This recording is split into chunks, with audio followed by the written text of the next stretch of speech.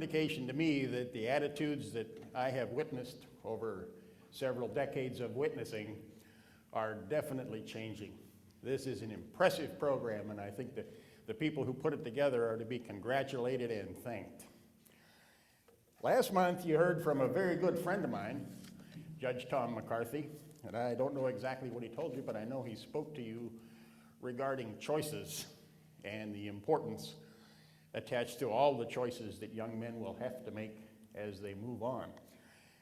We're not going to talk about the choices because I'm sure Judge McCarthy covered it very, very well. The topic of my speech this morning is going to be debts. Now by that, I don't mean money, but I mean the debts that you are about to accumulate and the debts that you've been accumulating all of your life.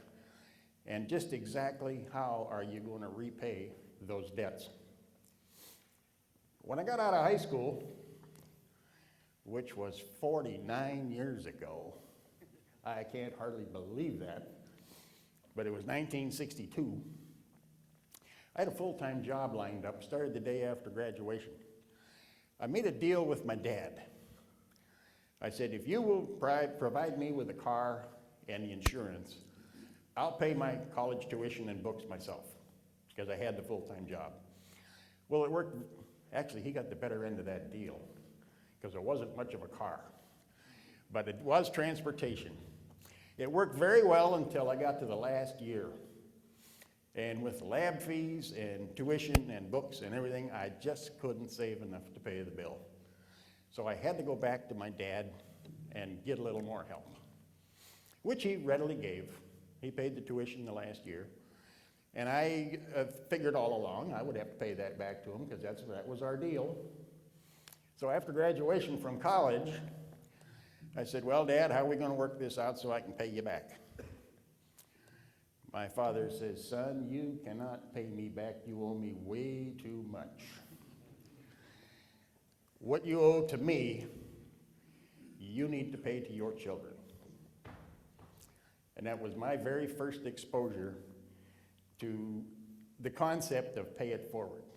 It was way before that movie came out.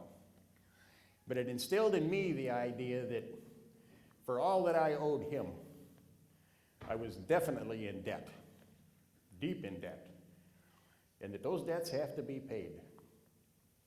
But I couldn't pay it back to him. There's no way I could ever pay him.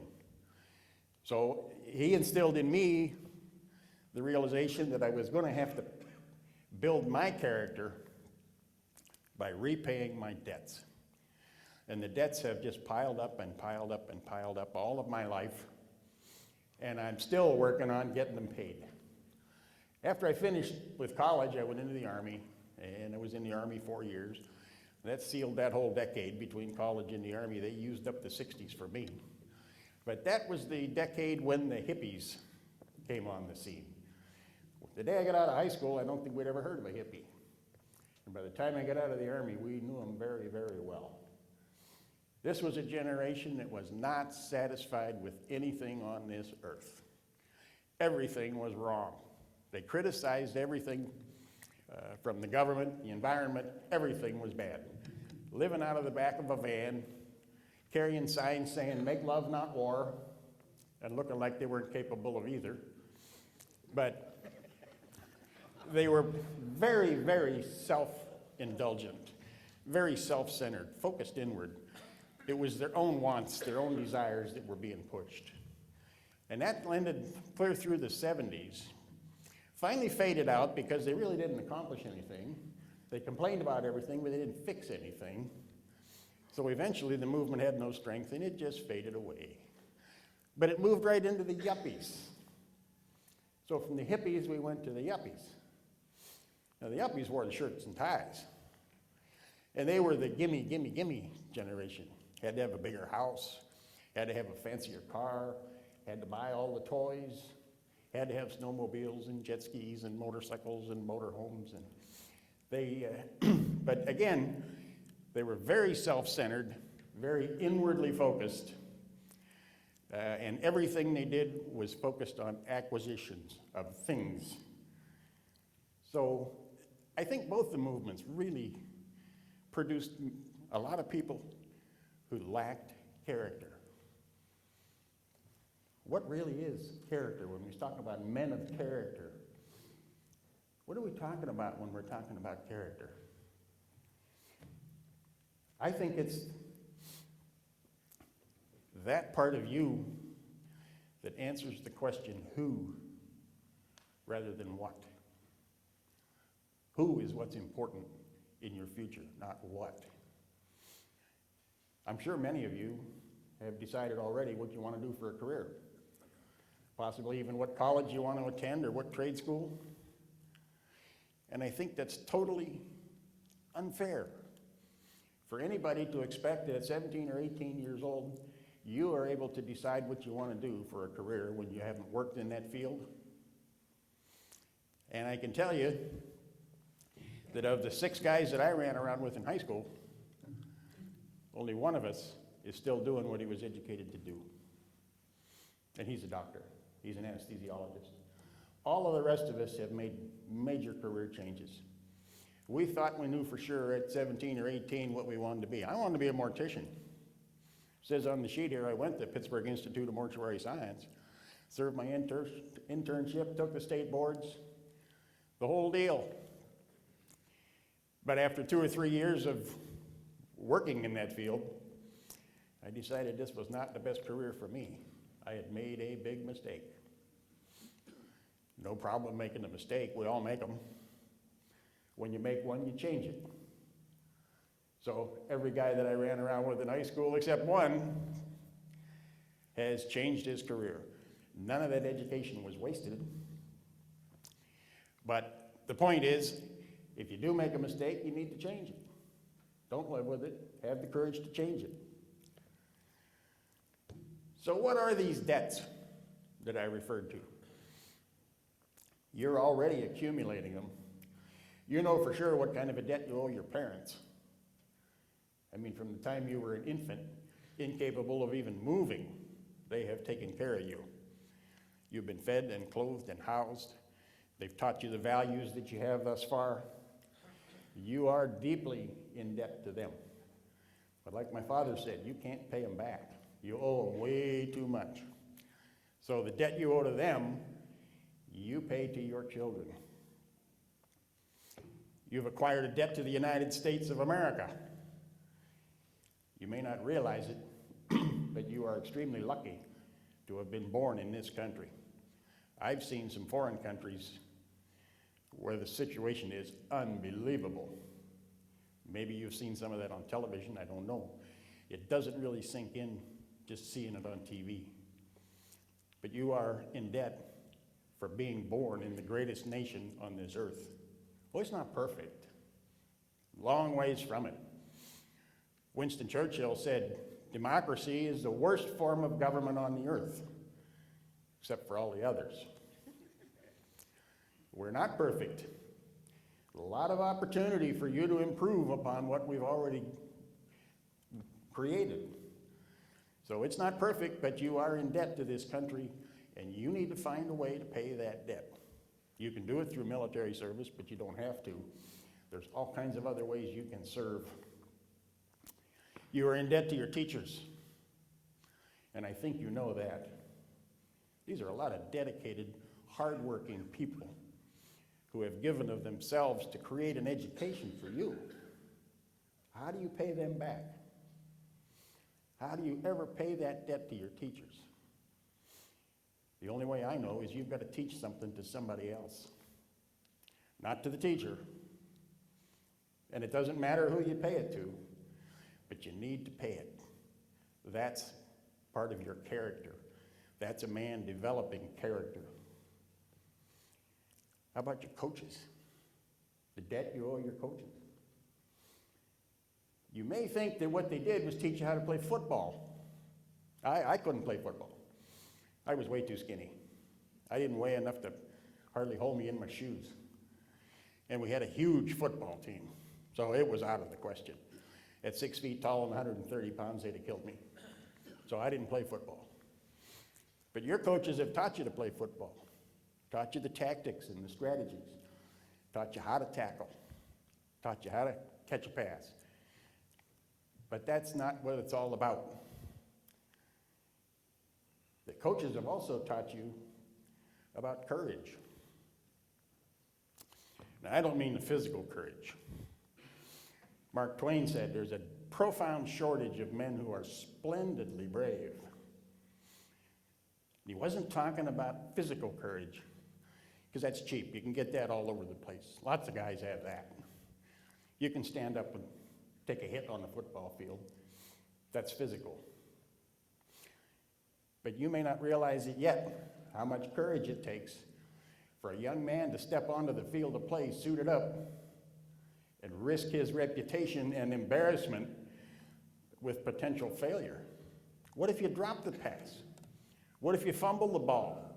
What if you're the guy that missed the tackle and the enemy scored?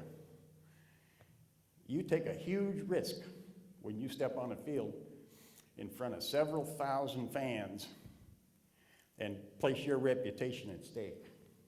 That takes mental strength and mental courage.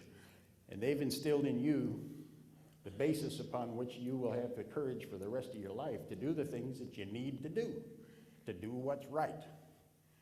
And if it doesn't work, if you are the guy that dropped the pass, you come back next week, suit up, and do it again. And you do it until you get it right. That's lessons the coaches have taught you that you can't repay them for.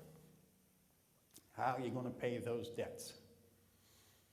You need to start thinking about that right now. Everywhere I've gone in this life, I've run across mentors. Probably the majority of them didn't even realize they were being my mentor.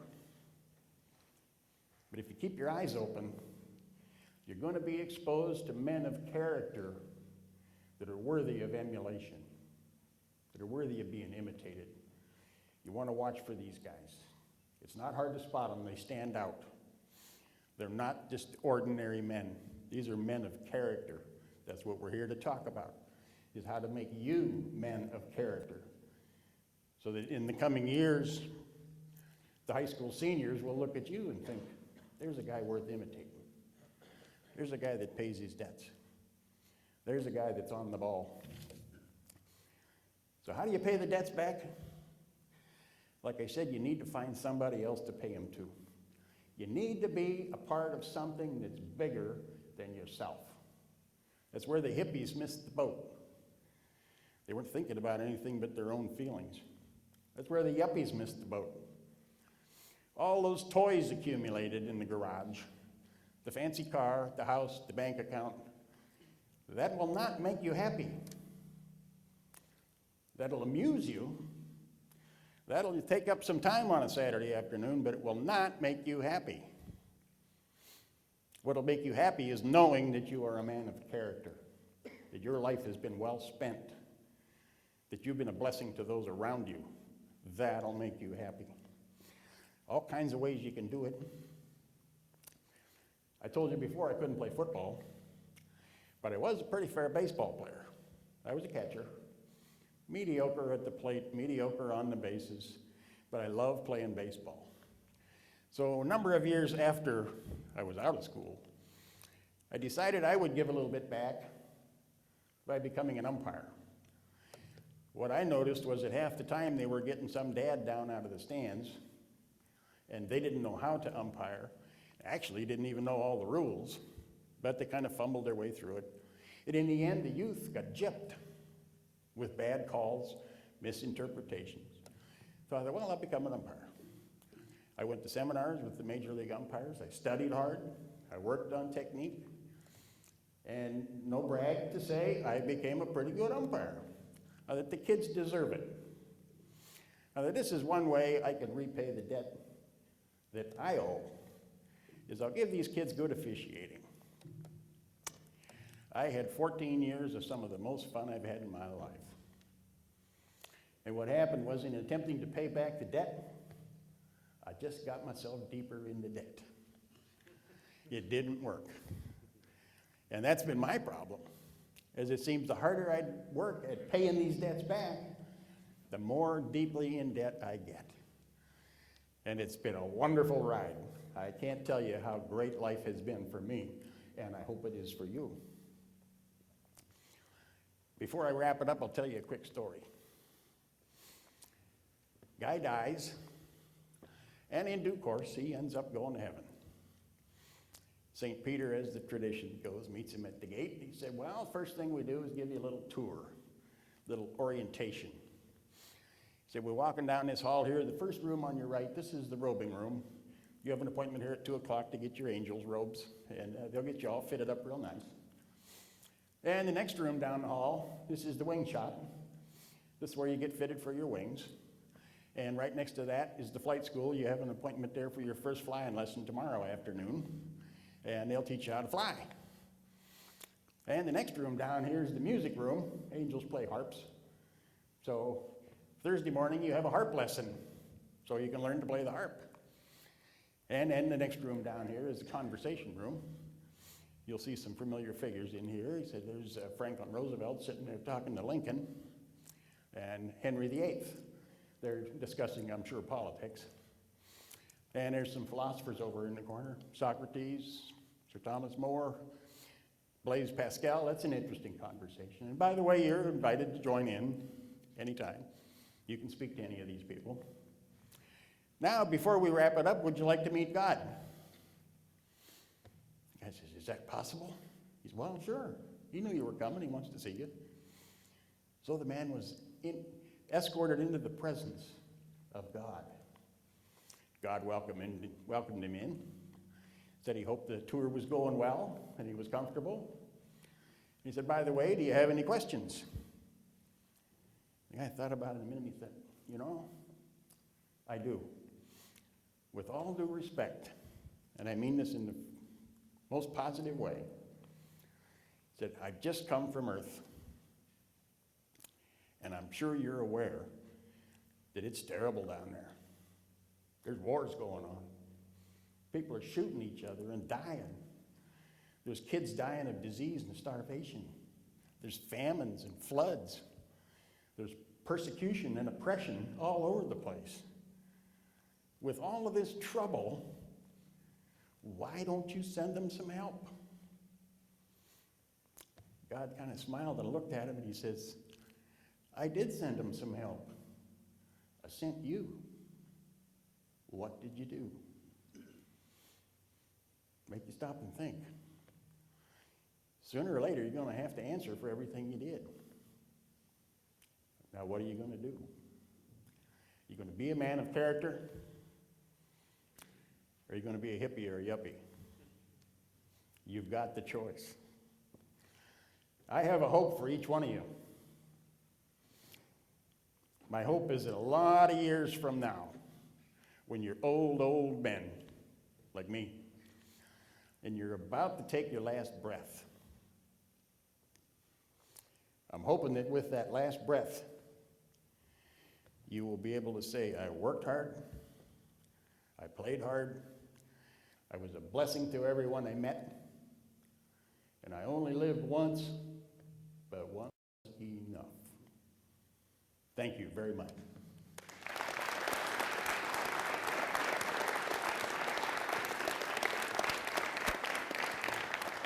I understand from the letter I got that we're supposed to stand here for some questions afterwards. I don't know what questions you might have, but anybody, if there's a question, you know how to do it. Get your hand up. Yes, sir. Mr. Rhoades, in your bio, it states that you were a foster parent. Yes. From my perspective, that's a very large payback in your terms. Can you talk to us just a little bit about being a foster parent? How many kids did you have as foster kids? I don't know how many kids we've had. We lost count a while back. It didn't seem important to keep track of the numbers. We became foster parents because my wife was a para in high school in special education, and a young man with cerebral palsy needed a home. So we became foster parents to give him a home. And he lived with us for a year. And we found it quite rewarding. It was a very, very good experience. So we just kind of continued. We've been foster parents for the county And we've also taken in teens at risk. Like I say, I don't know how many. We've had quite a few that lived with us on and off over the years. And there again, I probably got myself deeper and deeper in debt by taking them in because I get as much out of it as the kids do. We've been amazed at how much need there is and how easy it is to provide for them. Doesn't take all that much. And there are loads of kids out there that just need a good home, who've never had a family dinner, who've never sat down and talked to family members. They come from a family that isn't a family. It's just 5, 6 people living under the same roof. And we were just amazed at how much we were able to do, and without that much effort. Any other questions? Well, I guess for you, it's off to oh, I'm sorry, go ahead. With your Army background in aviation and the education you got in aviation, why didn't you stay in aviation? 90% of the military pilots will serve one term in the military and never fly again. I had no interest in aviation. I didn't know anything about flying. I went into aviation basically because I didn't want to go in the infantry. I didn't want to carry a rifle or a bayonet, and I really don't like hand grenades. So I went into aviation because I didn't want to do any of that other stuff. And it was wonderful. I loved it. Flying is a real ball. But when you fly in the military, high-performance aircraft, finest maintenance in the world, and then you get out and the prospect of flying, just 3 or 4 times a year for fun just did not appeal. Now, if you're not going to fly every day, if you're not going to be very, very good at it, then you shouldn't fly at all. You don't belong up there. So I really haven't flown except as a co-pilot, flying with somebody else, since I got out of the Army in 1970. And 5% of the guys who will stay in as a career, 5% will fly for pleasure, but 90% don't fly again. And I'm one of those. Any others? Yes, sir. Were you drafted in the military? No, I was a draft dodger. I did not want to get drafted. I didn't mind going to the military. But if you get drafted, you go to the Army for 2 years. You have nothing to say about what you're going to do, where you're going to go. You do exactly what they tell you, where they tell you to do it. And then I'm not going to spend 2 years of my life doing that. So I enlisted in order to get some choices. McCarthy would be proud of me. I got choices in that deal, so I got to do what I wanted to do rather than just march around with a rifle on your shoulder. That's really not very much fun. Anything else? There's one. What's an alpaca? Looks just like a llama, but it's half the size. They stand about this high at the shoulder, and they have probably the finest wool in the world. It is the highest quality wool, the warmest wool. And my wife is a spinner. She has a spinning wheel. So she hand spins yarn and dyes it. And it's a hobby. They're delightful little animals, very social, easy to take care of. And we have 20 acres and some outbuildings, so we enjoy our alpacas. Stop by anytime, we'll show them to you. Anybody else? Well, I would assume then that you're off to class. I, on the other hand, have the rest of the day off. Thank you very much. I enjoyed this immensely. Thank you, Jerry. You're welcome. I think we should all, first of all, thank Jerry for his service to the United States, his military service. That's certainly a big.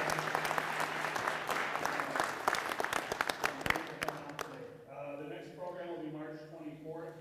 Thank you. We still don't have our speakers Really here, great. but I understand that that's not a problem. So, Who's speaking in March? this morning, and I appreciate your time. It's undetermined now. We had some.